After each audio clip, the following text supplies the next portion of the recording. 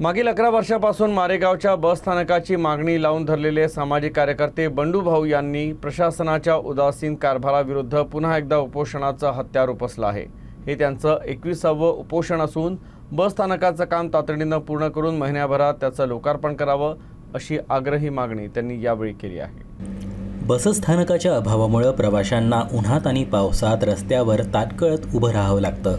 मारेगावला बसस्थानक व्हायला काय 20 वर्ष लागणार का, असा संतप्त सवाल प्रवाशांकडून विचारला जातोय। प्रवाशांचे हे हाल पाहून बंडूभाऊंनी 27 तारखेला जिल्हाधिकाऱ्यांमार्फत प्रशासनाला उपोषणाचं निवेदन दिलं होतं।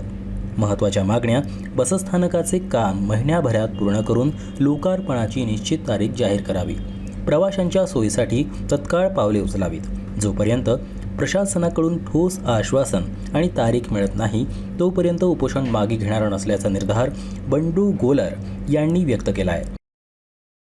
उपोषण करण्यामागचं नेमकं कारण म्हणजे गेल्या 11 वर्षापासून मारेगावच्या बसस्थानकासाठी आपण लढत आहोत आणि पुन्हा 21वे हे माझं उपोषण आहे मारेगावमध्ये बसस्थानक होण्याकरिता।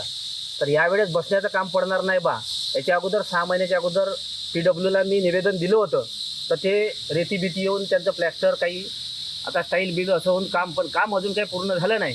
त्याकरता मला आज हा पवित्र 27 तारखेला मी उपोषणाचे निवेदन दिले सर्वांना जिल्हाधिकारी मार्फत। तर काम ताबडतोब येत्या काळामध्ये या वर्षामध्ये 1 महिन्यात हे काम करून लोकार्पण सोहळा तुम्ही करून आम्हाला अशी तारीख द्या, तरच मी उपोषण सोडणार। याकरता मी हे उपोषण सुरू केलेलं आहे।